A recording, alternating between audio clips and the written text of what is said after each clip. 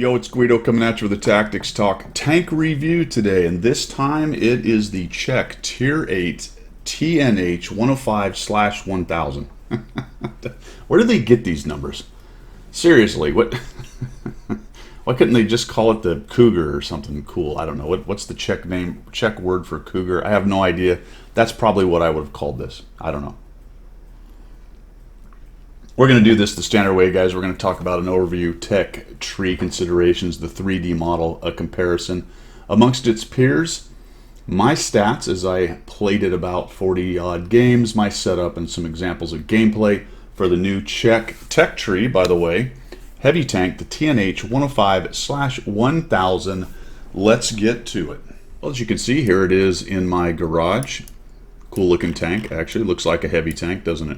Forward mounted turret on the hull. Some angling, but not much. We're going to talk about this a little bit as we go. The turret has some spaced armor, although there are some openings around the mantlet, and specifically this guy right here, which I'm not sure is either a machine gun or some kind of spotting point. And then quite a large hatch, actually, which is another weak point. Long rear end, which is a little problematic for side scraping as far as coming out backwards and getting shot and all that good stuff. And for the front sprocket wheel, just for those guys who like to track, it does come forward a bit, so the hole is actually about halfway along the wheel here. So really this is more of a hitbox area than just hitting the sprocket, which sticks out just a bit there. This was one of those project tanks, or concept tanks, as I guess is what I'm trying to say, what I'm trying to babble out. In the latter half of the 40s, CKD and Skoda developed a joint project looking for a heavy tank for the Czech army, but eventually the communist rulers of Czechoslovakia decided to go with the standard Warsaw Pact stuff, and then started building licensed copies of the 3045, and then onward from there using Soviet equipment essentially. So no prototypes were ever built of this. This is one of those napkin tanks. Although it doesn't really say how many blueprints or whatever. Sometimes it gets into blueprints. This one just says no prototypes were built. Who knows how far this project got and whether this actual shape of a tank is anywhere near what they thought they were going to do. But these are the Czech heavies that we have. Let's take a look at the tech tree considerations for this Tier 8. Okay, so you have seen my review of the Tier 7. If you haven't, shame on you. The Tier 7 review is out as well. You're coming off the Skoda T25, used to go straight through to the mediums. Now we have two Czech lines splitting off at the Skoda T25. You're going to go through the Tier 7. You can look at my review on that one, and then you're on to the TNH 105/1000. One thing to note, tech tree wise, is that this is a 5-person crew with a dedicated radio operator, and when we get to Tier 8, 9, and 10, we're going to go to 4 crew with the commander as the radio operator. Let's take a quick look in here at how you're going to unlock modules. Now, a little bit unlike some of the other recent tech tree tanks, there's quite a few modules. Now, this one in particular, the 7 had a few other things, only has 1 track, 1 engine, and 1 radio to unlock, but it does have 2 guns and a turret. The 2 guns is a very interesting thing, my friends, and we're going to talk about this a little bit. The first gun you first gun you unlock is actually the 2-shot autoloader. Interesting. If you know anything about the Tier 8 Premium, it is a 2-shot autoloader with a 460 alpha. This is a 2-shot autoloader with a 320. We'll talk about it. Has a pretty good pen at 224 and is fairly derpy at 0.4 dispersion. We'll get into it in the comparison about both of these guns, because you're going to then go to a turret, and oh, by the way, the top gun, and I'm making a slight assumption here that the developers believe the single-shot cyclical top gun, the last one you unlock, is the top configuration. When you get into the comparison tool, it puts that gun on the tank when you select top configuration. Or maybe it's a case of they wanted to give 2 viable guns. And I'm just going to spill the beans right now. I much preferred the single shot gun on this tank. 0.35 dispersion and a bunch more DPM. We'll get into it in a minute on the stats, because it's a really odd situation when compared to the premium tank and the idea that this line is supposed to be a 2-shot autoloader line. Tier 8 may be some kind of transition point, and frankly, I just liked the single shot better. Like I said, we'll talk about that a lot more going into it. And that's it for the tech tree considerations right there. I didn't get too deep into which thing you had to unlock first. Realize that obviously there's blueprints you can throw in there, or you can go to the comparison tool and figure out which one of these things has to be done first. What I did was unlock all the modules with free experience. I simply did not drive this one stock. I really don't recommend that. I don't. All right, let's go on to the 3D model. Over to tanks.gg, we can see the 3D model here. We'll talk about the armor thicknesses in just a minute, but it's not super impressive. As a heavy tank goes, it is relatively lightly armored. It has a decent turret, not amazing, with some weak spots, and the hull is not great either. So if we just get a head-on, I mentioned that little weak spot there. It's about 230 millimeters in between the spaced armor and the mantlet. Mantlet's thick enough at 280 and 300 and whatnot. There's the weak spot on the hatch on the top up here. Very lightly skinned as far as armor goes for a heavy. And then off to the side, you'll see that we've got 40 millimeters of spaced armor. That's that little thing that's wrapped around it right there, so that will give the heat a bit of trouble in there. And as we look at the front plate, 220 is okay, and considerably less, 170 on the lower plate. A very large lower plate, pretty easy to hit. Get a little bit of angling on that. We get into some more thicknesses or close to auto bounce, ricochet kind of stuff there.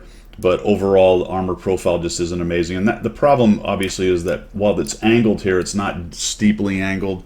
It doesn't have a high angle like the Soviet tanks do, so you're not getting a lot of benefit, a lot of extra benefit out of the whole armor. Although it's about 120 or so, 125 as it shows right there. So it's showing you 218 with the angling, so it is giving you some benefit to that right there. It just sounds good at 125, doesn't it? And the turret sounds good at, I want to say, 200 or so. I'll have to look at that where it says it. 230 impacted armor right there.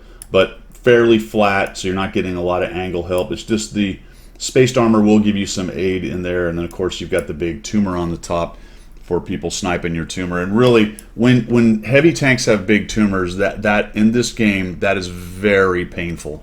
Because the way the game is played, trying to get hull down, trying to hide your lower hull to only show what's supposed to be a powerful turret or decently powerful turret in terms of armor, and then you put a big tumor that's relatively easy to hit, that really changes things a lot and can just wreck an armor profile for a heavy tank. And unfortunately, this one's got a gigantic tumor on top right there. Interestingly, few of the Russian tanks have that. Anyway, no conspiracy theories. Let's move on. All right, let's do a little comparison, and I've done a couple things for you here. The first thing we're going to look at is this Tier 8 versus the Premium Tier 8, and that is going to tell a story. Then we've got some autoloaders. These will be tech tree autoloaders, the Emil 5100 and the Progetto, and then some single-shot tanks. And the reason I did this is you really can play this tank as an autoloader or as a single shot, whatever floats your boat. I preferred the single shot. I found it to be better overall. I did better with the single shot, but the double shot is, I think, viable for those who want to roll with it. The reason I sort of caution against that is exactly this right here. When you look at the tech tree versus the premium, we've been going down this road for a while, and it's been pretty obvious. This is easily the most obvious version of this that I've seen in this game. And what I mean by that is a tech tree tank that is just simply head and shoulders better than the tech tree. All right, let's get into it. 460 alpha, that's insane at tier 8. It really is. It has 2 shots, all right? And right now we're comparing the auto-loading gun versus the auto-loading gun of the T56. 224 pin, 208, so we've got an edge with the tech tree guy. We come down here, the reload is essentially the same. For a DPM of 1,500, which is essentially the same. I'm sorry, I'm looking at the wrong thing. For a DPM of 1,564 on the tech tree and 2,000 for the premium. Let's let that sink in for a minute. Did it sink in enough for you?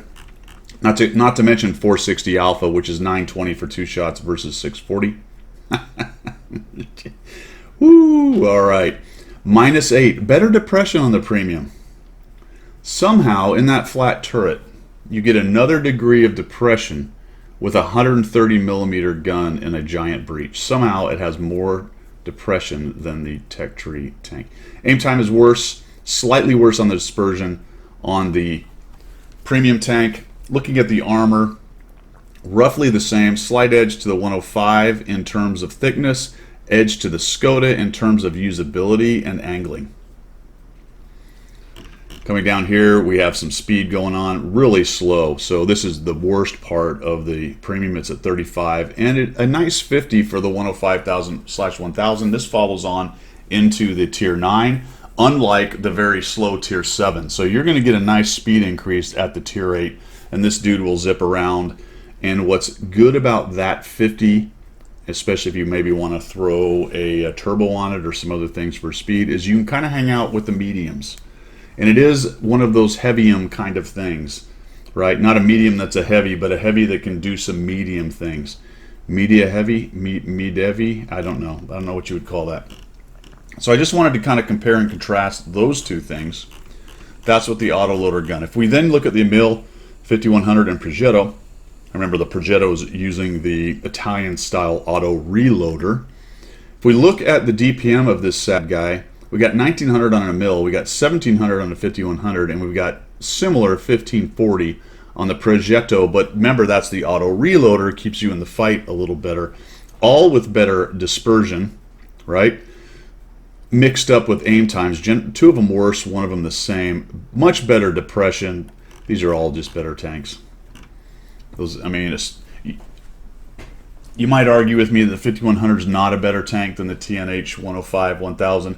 And I think this super long reload kind of hurts this one in that argument, but it's really not far off. Of course, it loses a lot of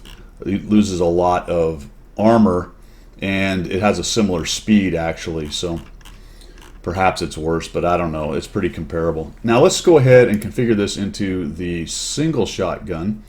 Now, interestingly, when you select top configuration, that is the gun that you get. All right. So now we're going to look at the Tiger IS-3 and T-32, which are kind of some older style single shot guns, and see where it shakes out. Got 320 average damage, so it's the same as the T-32 and lower than the other two. Penetration is comparable at 224, although the T-32 still has that anemic low despite being buffed recently in there. Rate of fire is a little bit, it's not bad actually, 6.26. Come down to DPM, which is now increased from 1500 up to 2000. Now that's competitive, right? It's not quite T-32 2367, but it's better than the IS-3 and competitive with the Tiger II in there. The aim time is better with the single shot gun, and look at that dispersion down to 0.34. 0.34, right? Tiger's better at 0.3, but better than both the T-32 and the IS-3. I found the single shot gun just works better overall. So you can really consider this thing an autoloader. Obviously, if you put an autoloader on, now you're going to look at how it compares against its Tech Tree rivals over there, or you put the single shot gun on there, and this actually got me thinking. One of the cool things that would have been nice with field modifications was the ability to switch out guns or turrets or things. There's few tanks really that have two viable guns, but this was one of them that really seems to. So let me know down below which one you went through it with. I actually played both, and we're going to have replays on both of those to kind of see what the difference is between the two guns. So overall, what do we have here? We have a tank with pretty good standard pen, which is nice, right? That helps with a lot less gold use. Good DPM with the single shot gun, very poor DPM with the two shot gun. Pales in comparison to the premium as far as that 460 Alpha. 320 is a bit anemic, and if you're shooting two shots and you bounce one of those, that hurts. That hurts because it's not a big DPM to begin with, or sorry, a big alpha to begin with. You bounce one of your possible 640, and then you do a little plinky 320, which is down at T32 realm, and now you're waiting 20-something seconds, which we didn't talk about, to 21 seconds or so to reload two shots. That's painful, right? That's painful. All right, there you go. That one's interesting because it's hard to nail down which TNH. The difference is physically, when you're looking at it, if it's got the big muzzle brake, then they are running, sorry, yeah, if they've got the big muzzle brake, they're running the single shotgun. If it's got the smooth barrel, they're running the double shotgun. We'll double check that in the videos and make sure I'm right, but I'm pretty sure that's how it went. All right, that's the comparison. Let's look at my stats. Just to verify, I do have the single shotgun on it, and it does have the big muzzle brake. If you switch the thing out, it'll be a smooth barrel. That's how you know the differences. How did I do? Man, this was tough at first. I struggled with this much like I did with the Tier 7, and I started with the double shotgun. I got it to 50% eventually, but the two-shot really brought things up. 943 average experience. I'm averaging 1,768 damage. Fairly low on the assistance. Accuracy was much better once I started using the single shot, and in my setup, if we just jump out really quickly, in my setup, I've got it down to 0.3 dispersion by running food, vent directives, and I don't have any bond equipment. So that's actually a quite accurate gun and very comfortable to use. More of a, you know, the old style Tiger II used to be considered a second line kind of sniper tank. It got an armor buff, so now it's a little better at getting up there and tanking. This thing really kind of sits in that role, in my opinion. 1.35 damage ratio, destruction 1.79. Armor use is not as high as I would have imagined for a heavy tank. 0.5. I've had some people tell me they've done better, much better than that, so either unlucky or bad angling on my part, or maybe too much risky trading, but I ended up just getting 0.35 out of it. So what that means is, because of my aggressive style, it does not have very forgiving armor, let's put it that way. It has some, but you have to be careful with the way you use it, and if you're aggressive getting out there and getting hit, then it's not one of those, you know, defender type heavy tanks where you really don't have to think about it. People are going to bounce off you. You really have to make sure you're careful with this thing. 1,768, by the way, is not far off from my standard heavy tanks. Let's just go ahead and try a different one here that I played a bit. Even my 65T is sitting at 1688, and that's pretty bad. So this is towards the bottom, but not terrible. 110's at 2,000. So I run the gamut from about 1,500 to some of them up in the 21 to 2,200 per game. So this thing ends up being maybe just a little bit on the low side right there. Get back to the stats. And I think that's pretty much it. 0.81 enemy spotted. That sort of speaks to the speed. That's pretty high for a heavy, actually. So it is able to get me in too much trouble, I think, right there. And vehicles destroyed 1.29. I only had, my best game was a 4,000 damage game with 4 kills, and that actually happened with the single shot. So very much struggled. I was in the 30% win rate with this thing at about 20 battles. I was not pleased with this thing. And right about then, I'd probably done 20, 23. I said, all right, let's switch it over. I was grinding the 9, so I went past the usual 20 that I do for you guys, because just for your SA, it took me 42 battles to get to the 9. That's with all of the modules unlocked and only going the grind from the pure, completely unlocked tank to the Tier 9. So it didn't take very long with personal reserves and all that stuff. And then once I put the single shotgun on, I did much better. I just liked the tank a lot better. Let's look at my setup. Now I've got a bit of a try-hard mode going on here. I'm not running any bond or purple equipment in this tank or on this tank, but I did run directives and I did run food. I started with no food, and much like the Tier 7, which had a very derpy gun, remember the auto-loading gun has a 0.4 dispersion. I think it starts actually at 0.42. It's in there somewhere. So it's quite derpy. So I ran it for a while without food, and it was driving me crazy. I put food on, did all the try-hard stuff, brought it down, tightened up the dispersion a bit, but then I put the single shot gun on with the try-hard, and like I said, I get down to the 0.3 dispersion, and that's actually very, very comfortable for a gun right there. Not a bad reload. We're sitting at 8.66, so that actually happens pretty quickly, and my DPM with this setup is all the way up at 2,216. So I'm running vents in the bonus slot. I do not have any of my, I don't think I have any of my field mods unlocked yet. Nope. So I'm not there yet, although I have elited it. So I don't have my accelerated crew training on, which means I will now start accumulating experience for the field mod. So I haven't done that yet.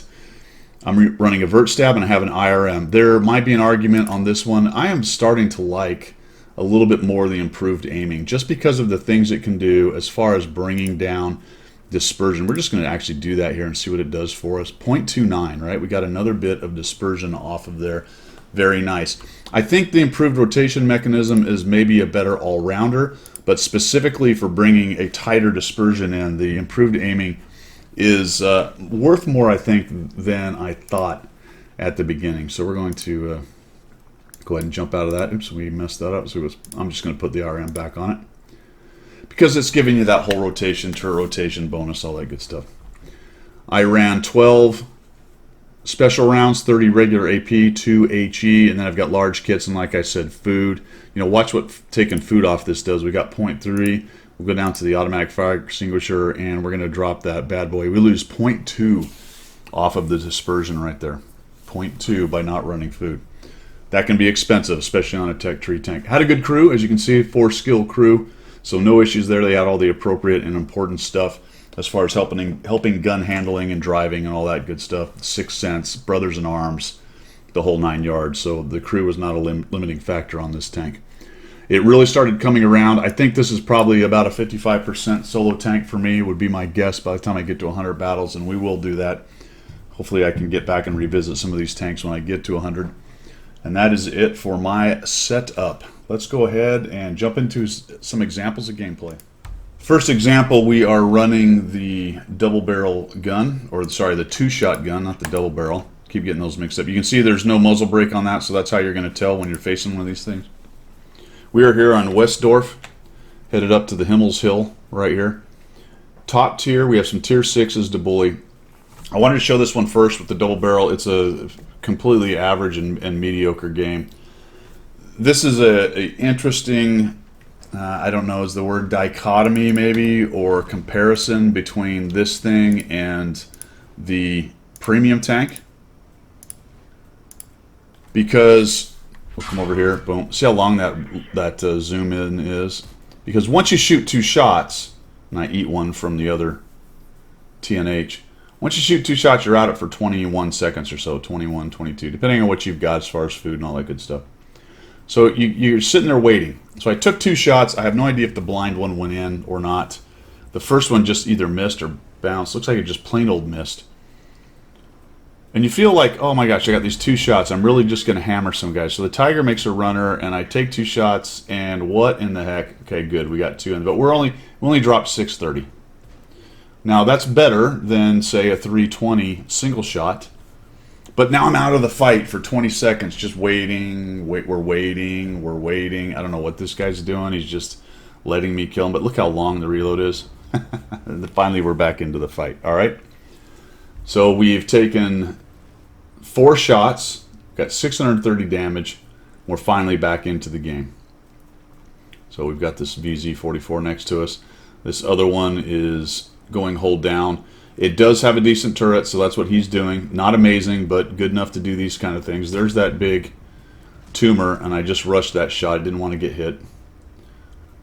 So there's that miss I talked about, right? Now I've got 1 shell, and I've got a choice. Do I wait another 20 seconds and try to reload, or do I sit here and try to force a shot? Is he going to be dumb enough? Nope, he's not, so now I'm going to reload. Now, he's running the same tank, so it's one thing about facing these, and let's go to T56 as well. If you see him take a shot, and then they sort of sit there, right? And they don't just plain old disappear. They may be trying to fake you out, right? Do you pop and maybe force them to take that next shot? Are they actually sitting there and reloading? Now there's where another double shot worked out for me. 284 and 343. So 1 low roll, 1 high roll. And we're up to 1,257. But now we're on another hiatus, right? We're going to have to go chillax for 21 minutes. Whereas the Tier 8 Premium would have dropped 900 something on this guy. Would have ended him, by the way. He doesn't have enough hit points to get through all that. There we go. We get him. There's that 1 shot. Now what? Do I turn around and slowly come up there, or do I just force the reload? Well, I got to force the reload. So I hit C, and let's go head back up here. Now, in this case, it was going to take me probably 20 seconds or so to get back in position. So by the time I get up here and ready to shoot, I'm going to be reloaded anyway. And that's part of the calculus of timing the resets or the forced reloads on these things. It can be quite tricky with these because you've only got 2 shots, right? You've only got 2 shots. So we'll come over here and see if we can get rid of the Su-100Y, but he backs out. I'm going to try to snipe him. Hey, it worked. There you go. And then we get shot by him, and then we shoot him in the turret and bounce. And he gets a shot on us. Unfortunately, my kit is spent, so I've got to reload. The good news is that he decides not to come in because he's probably out of shots or doesn't want to take another hit, being a T-27 autoloader. We're going to try to sneak one into this guy's back. I know I'm probably getting spotted by the S1. The S1's just looking for a pixel to shoot. Is this kicking it back out? He sure is. And there's our buddy, the S1. So I kind of knew that was going to happen. I'll put one more in that dude.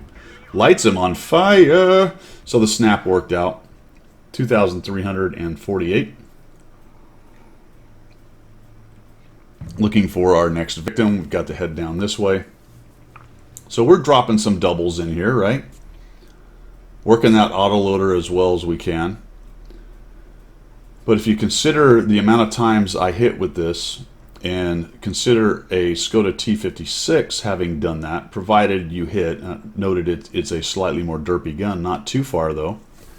How much damage would I have, right? I think a little bit more.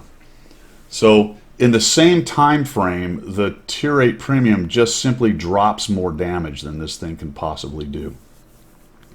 And other than some speed, there's not a whole lot of advantage to this thing in the two-shot configuration over the Skoda T56. Not much. The speed's nice. That's a good thing. A little more maneuverability. It is slightly more accurate, not a whole bunch. But you're giving up, Math and Public, 140 alpha. So we're getting capped out. I'm kind of have to rush down here. I'm about to get absolutely annihilated. The heavy tank armor is not going to work, but I'm getting shot from multiple directions. I can't even get in to get a shot. It looks like maybe I shot. I don't know, but I missed. Hard to tell. And we end up losing. So 2,348 damage, only 240 blocked in there. They get through in the south and cause an issue. We end up losing this. Now let's look at some single shot games.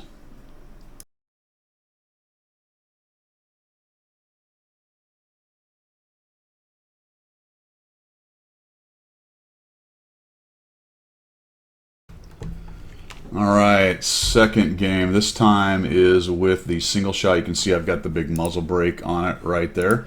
And we are on Karelia Dwarf on defense, and I'm headed up the hill. Alright. Just to wrap up that last game, what I felt like with the double shot autoloader on that thing is that I just was never really able to get going with it. Look at the action. I gotta love that. On the move. Boom. Because of the 20-second reload, and when you play the T56, I know I keep going back to T56, but when you play that and you wait your 20 seconds, the payoff is that 960 double tap alpha, right? Or 920. 920, 460, there you go, 920. That 920 double tap alpha. Now that may or may not be good for the game. I think it's a little too much. But then you get to the Tier 8 tech tree version, and you're only rolling that 640 alpha, and it's a 20-second wait. And if you miss one, it really hurts. The tank is really hard to get going, right? To get in a rhythm and get going. It's very stutter-steppy when you're constantly reloading because you only got one shot, and you're like, well, the last thing I want to do is trade, miss or so, dick around for another 10 seconds, trade, miss, and then have to wait 20 seconds to get another shot. So you really find yourself a lot taking one shot based on the way the game is played and then hiding and reloading two, just hoping that you can get the two out. There's just fewer situations where that works. If you have the single shot gun, you're always in the fight. You're always in the fight, and it is much more accurate, and you're not losing any alpha, and you're gaining a bunch of DPM. DPM isn't everything. The DPM that matters is the DPM you can get downrange. But like I said, this was just more comfortable. So check this out. We're going to come up here. I think we actually sniped this guy's turret here in just a second. They don't have an arty, so I don't have to worry too much about them bombing us or any at all. What I do have to worry about is coming up too high on this side of this rock and getting shot from their hill over there. So we see this guy. Boom, look at that. You gotta love it. Nice accuracy, goes right into the 274 alpha. Get reloaded, and we're back in it. So let's drop another 320 if we can. This guy's trolling around. Really love to get rid of the 274 alpha out of the middle. That's a very dangerous spot for people to be. And now he's got a buddy coming in there, and that's very worrisome. I don't want to get hit by both these guys constantly. Bad shot, no lead. As we turn around and start fighting these guys behind us or trying to snipe them, you start to worry about getting pushed from above, and this is kind of the worst case scenario. A couple mediums down there that can shoot you and heavies that push in and light you, but they don't. They sort of sit back, so that's very helpful to us. Of course, they don't want to be shot by hold on yet. Here's that. Boom, look at that. You gotta love it. You gotta love it. I just like the more accurate guns. So you can do things like that. I think I actually sniped this guy's hatch. He just sits there. Oh, yeah. Look at that. 363. He didn't like it. Of course, mine was exposed. Very surprised he didn't shoot at mine, although he may not have been aiming at me because we got the 4202 there as well. So we're at 1361. A little bit of an advantage in the hit points. 274 Alpha is trying to push up and cause issues. We really need those guys to get taken out. It's hard to survive there as a medium, but if you can get some guys helping you, there's a little bam right into the old 416's turret. I thought I was going to get him dead right here. I think I bounced this, don't I? Yeah, he's got some angle. It goes right into his mallet. A little too accurate. Should have been aiming to the side a little bit on that turret if I wanted to, no kid, make him go away. And he loses his mind here. He just comes up for another shot and dies. 1,754. Got a little bit bounced at 640. Trying to figure out how to get rid of the 274 Alpha. We're losing wholesale up in the north. That's no bueno. So we really need to push up here and try to get rid of this guy if we can. Finally gets a shot on me because I'm exposed out there. And that's the two-shot guy, right? He took two at me. Repaired fast enough to get back. I'm just hoping that the guys up there in the north can do a little bit of work and hold them. I know we need to get rid of this 105 here so we can turn around and get back. I'm sure he understands his situation here as he needs to kind of keep us up here and busy so we can't go back. And it looks like maybe he's making a runner, which I'm like, that's nice. Shots coming in from behind me, so those medium, at least the 274 Alpha is still there. Since I see him bail, I'm going to start moving this way. There's the 74 Alpha. He's behind the rocks. Things are not looking great. We're down 5,000 hit points. Can't quite find that guy. There's two rocks. Basically, it's a ravine. He can come up right there. Then I notice this dude is moving around behind us. We get their IS-3. Our defenders seem to be doing an okay job, and they also seem to have quite a few campers. That's going to be helpful. If a lot of their tanks were forward, and then a bunch of them show up. So we've got to come around here. We're going to try to get rid of this dude if we can. He's taking multiple hits. Goes dark. I'm just hoping I can get some hit points. I light up a Scorpion. I know that's bad. Yep, there's that guy. He's backing out. He's on a reload. There we go. He's going to come out at me. Yes, no, maybe so. No. Okay. Is he that foolish? He is. We put one into him and back out. It will take some people a while to kind of figure out what's going on with this tank as far as whether it's running an autoloader or not. And that's maybe to its advantage to some extent. See that guy? Miss him, unfortunately. Then I realize there's a turtle there. Goodness gracious. And our defenders have evened this thing up all of a sudden. So that push into all those campers really hurt them. But we just need to deal with these TDs that finally decided to join the fight. And that can be very dangerous when you're low hit points, but I've managed to keep my hit points at a decent level. Come over here and see if we can get rid of this guy. And I see the G-Sor over there, and I hope that he doesn't turn around and start shooting me. The TNH, our TNH actually did some really nice work there. Bounce, look at that. I bounced 520. He does a nice job on this turtle, at least as far as keeping that turtle busy for a long time. G-Sor's working in the middle. He finally gets the 105-1000. I kind of wish I'd gone down there and helped him, but I don't think I had enough DPM in there, especially if the Sioux was able to get around and start getting shots. And all of a sudden, we got a big advantage. We're at 4,000 plus hit points above. They've only got another guy dies pushing in, and we are good to go. I've dabbed 2 to get a little bit more pen. We haven't talked about that, but the gold pen on this thing is 252. Kind of anemic, actually. It's enough to go through the lower plate right there. That works for me. Turtle comes charging up. I'm just going to give him the turret. He's looking over there at the Progetto. Try to get into the lower plate, but we get a bounce. Looks like it hits a little high on him right there. Progetto's tearing the poor guy up. And now he's just pinned down and hurting. I don't know if he's given up or what. He should be actually trying to shoot me, but he's just sitting there, and boom. And just like that, 3,817. So in that example, I'm able to continue in the game, and there wasn't any of those long periods of me sitting around waiting to reload. I just find that to be quite ungainly. You don't get that with things like the Progetto with the auto reloaders. And I don't think it's nearly as bad with the autoloaders that have 4 or 5 shots, because you have 4 or 5 shots, and that gives you a little more flexibility on when to use them. And while you're down longer, you're up longer, I guess is the way I would put it. The Emil, on the other hand, has a pretty fast reload, but only has 3 shells. But that, again, just seems more flexible than an anemic alpha 2-shot autoloader. You know, where it works with the T56 is because it hits so hard. And this thing, the single shot just seemed better. All right, let's look at one more.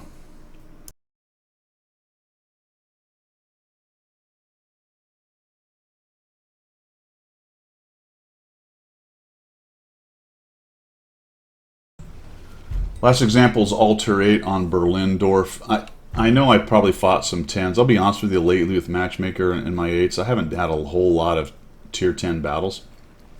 But the 252 gold pen does hurt it. That's just my mistake. I totally missed an easy shot right there. Guy comes in, we get a bounce. It's not a great shot, so I ended up trading 0 for 347 back, and 1 missed easy shot and another rush shot. And then the low just comes across and puts his side out, and I hit him. so thank you, Mr. Lurva. Do a little side scrape right there. I talked a bit about the side scrape capability on this thing being a little bit questionable. Kind of come up here and see if we can get a shot on him, and it bounces off the turret. When you have these front-mounted tanks where the turret is well in the front, the rear end of your tank sticks out quite a bit before you're able to get any kind of side scrape going on. See the 5100 coming in. He's going to get me permalit right here. I actually bounce a shot from the Lurva, and we get one into the T27. And that's why I kind of prioritize in this tank the accuracy over the double shot 640. It can pull those shots off with a 0.3 dispersion. Guy just gave us a little bit. Give away a few more hit points for 1 shot back. Whew, had to sneeze, my goodness. They're pushing us pretty hard. If you notice, we've got 1, 2, 3, there's 5 of our tanks down there. I don't know how many they have down there, but there's not many. Right now, I was thinking we're about to get absolutely pushed. That was a hasty shot. If you notice, I wasn't quite aiming left enough. I actually went into his turret, or into his hole, upper hole, as opposed to getting into the side sprocket. So 2 missed opportunities right there. Just didn't reload quite in time. And like I said, I felt like we were about to get absolutely swarmed and pushed, but the enemy team tries to be a little more careful, and they're going to kind of pay for it. There's another shot. That's an angle. I don't know if you notice how angled he is. Look at how angled he is. So if you remember tanks.gg, how angled it took before you started to see those kind of auto bounce areas. The problem is you're going to have to poke out quite a bit of your tank. Let's see if he does this while I'm reloaded. I can't remember on this one if we get that. Well, he does. He comes out completely sideways, so that's not how you angle, folks. That's not going to work. So the other one has got me kind of locked down. He's just going to zoom in, but he takes a hit and then decides to back out. That guy loses his mind and gets shot. Potentially a case of maybe he thought I was the 2-shot autoloader and I'd fired twice, because I had relatively recently fired twice. So watch out for that with these tanks. If you can see the muzzle brake, then you have some idea. But if you just assume that the Tier 8 is using a 2-shot autoloader, you know what happens when you assume, right? 5100. I really don't want to get in a duel with him, because clearly if he's reloaded with 5 shells or 4, whatever it is, he'll just pin me down and take me out. I can't kill him with 429 hit points or 25, whatever it is. So I'm trying to look for a way to get out there. We're kind of hurting. We got 3,000. He's not really paying attention. I take him down and I lose some more hit points. And then the LTTB gets into the action. I'm really feeling a little bit sad for myself here. The Lurva is bailing out. That guy drives across, unknown. Have you ever seen that many people drive across that part of this map? It was very strange. It was very strange. I mean, I'll take it. I wish I'd have been ready for the first one because I'd have another 300 hit points in this thing. In fact, I think the LTTB goes running across again here. I missed the shot. Yeah, there he goes. There he goes. I'm just thinking, what on earth is going on? So he's bailed out and headed off that way. It looks like based on the minimap, they only sent a couple of guys down the south. We have guys getting on the cap, which is sort of putting some pressure on this big glob we have in the north, and peeled a few of them off to sort of start paying attention. And honestly, that really helped us out right here. I don't actually like my angling because I've got the front end sticking out. Now I'm thinking, super, please don't go in there and die right in my way. That would be very terrible. And we'll head back this way. Now, I like this better, the side scrape idea, instead of just sticking my front end around. I'm really hoping this dude makes a stupid move like that right there. So we put another shot into him. Waiting for the reload. And we're only 2,500 hit points down, now 1934. That little scrap in the middle really took the pressure off of us. We were, I think, definitely headed for the old W, or sorry, the old L on this one. Up until we got to this point. I'm wondering, is that 122 looking at me, or is he going to make a mistake? Is he going to shoot someone else? Let's just take a chance here and see what he's doing. Well, he was hold down, so it didn't matter. Screen not penetrated. Looks like I got into his mantlet and did not go through it. We'll just keep on working this area here. Again, you know, it just, for my play style, the cyclical single shotgun is the thing that's going to work really for me. Looking for shots. I noticed the TNH actually went over to the other side over there. Notice how our super Pershing and the prototype are causing them issues in the north. Now we're starting to kind of wrap around them in the north. We're actually winning up here in the north a little bit at this point, even though we're 800 hit points down. We're in good shape, and this is where I feel like if I just push across here, potentially, it'd be nice if I get that shot, and I did. Now we're getting them in a crossfire, and unless they push me and clear me out pretty quickly, they're going to have trouble over here. Kind of expected the low and the T-27 to do so, but it looks like they're both bailing out. The TNH dies, T-27 bails out, and they both run away, which very much worked out for us. We're still hit points down. It's 8-6. We have a couple more tanks, but less hit points overall. There's a bunch of us that are one-shots. And this is where games always get very interesting on who's doing what to who. I was like, please, E75 TS, do not drive up there and die, because those two are just going to come get me. Need you to be alive right here, my friend, while we start to wrap around. The Sturv is sort of locking us down, but they're kind of trying to figure that out. And then I see this other guy push up, the other Slash 1000, and I say, all right, you two hold that. These Muppets are going after the Sturv. I wish them the best of luck. I'm going to come around this way with the super and see if we can't put these guys in a bind. The low has a lot of hit points though, and a bunch of us are one shot, so he is very dangerous. I was really hoping he would poke out right here, but he doesn't. They have a super in the middle. I almost pushed, but I figured, you know what, if I do that and he sees me and notices I'm a one shot, he'll come out, take the hit from the super and kill me. At least that's what I would do. Not too worried about the guy in the middle. He drives around the corner. That's absolutely to our advantage. Prototype puts a thump on him. He takes a shot at one of them, gets pinned down, and we'll just go ahead and finish this dude off. Beautiful. Super's in the middle. That's actually good for us, because who cares? We still have 1:48, and he's taking himself out of the fight. He may be able to peek through some of the windows and do some work, but if everybody stays away from his gun, he's not doing anything. It's not like he can maneuver and get to where he needs to be and help his team over there. So we're going to come across, got a little cover from the ramp. Let's see if I can get a shot on one of these guys. We really want to get rid of the super. This takes us a little bit longer than I would have liked. I'll kind of sneak out here and see if I can find this guy. I'm thinking, oh, I got him. Nope. Nope, got into an angle there, or maybe I wasn't really, might have just been looking at the armor profile and like, oh geez, don't kill me. Don't want to poke out and give him a chance. Looks like he's turning around. Here we go. We got him this time. Nope. That's not happening. Notice both those shots hit, though. They hit. They didn't pin, but they did hit. I'm trying to sneak one into this guy. little hatch thing. Now, the prototype is in good shape, and he's got backup with the 416. The 416 right now is actually in good shape as well with 500. They are up on hit points, which they should have been pushing into us a while ago to get a little closer. Prototype takes a hit. That helps us and evens things out. Now we're at the same hit points, and I have to sneak up here, and I'm thinking, well, where is this stupid 416? I don't want to go just driving in and let the prototype and the 416 both have a whack at me and take me out. We're at 3,200 damage, 68 assist. He's still down in the pit. I just want to know where the stinking 416 is. Kind of surprised he hasn't made himself known. I figure he's probably in those bushes right there just waiting for a shot. Our prototype is trying to get up forward a little bit, but he's a one-shot as well. Our TNH, I don't know why he's way back there. He's low on hit points. So he doesn't want to get killed either. He's up in the winder trying to take shots across.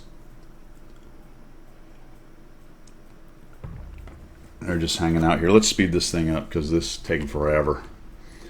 Wait a little while. I'm going to side scrape. Side scrape a little bit more, I think. Proto takes another hit. Now he's really hurting. All right, this makes me feel like we got this. They don't have a lot of hit points. Come in here. Find the 416 exactly where I thought he would be. Sweet. The heat goes into the track, and he's trying to make a runner, and boof. All right, so two-shot. Autoloader may have been able to kill him faster. Boom, boom, you know. But we got there. I think that prototype actually kills me. Yeah, he's going to end up killing me right here. Bummer. 3,760, 68 assist. Ends up being a win. This is my best experience game, so I get a class 1. I haven't aced this tank yet in 42 battles. Did not manage to do that, but I want to say this is about a 1,300 experience game. Let's wrap it up.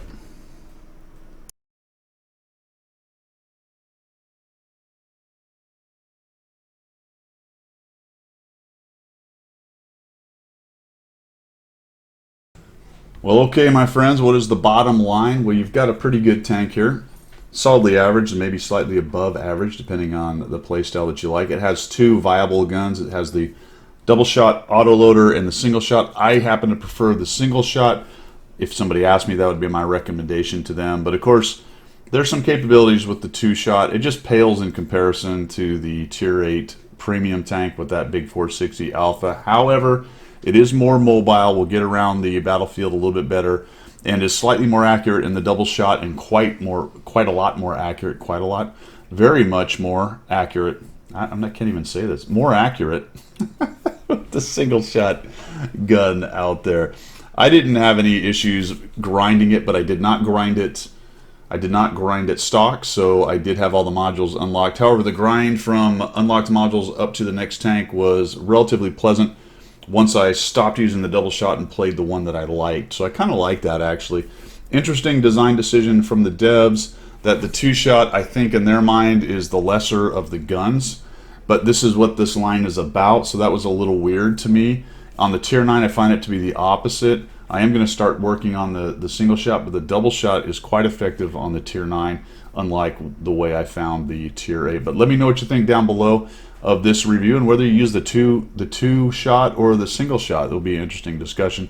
That is all I've got for today. Thanks for tuning in and checking out this review of the Czech Tier 8 Heavy, the TNH 105/1000 Tech Tree Tank. We will see ya.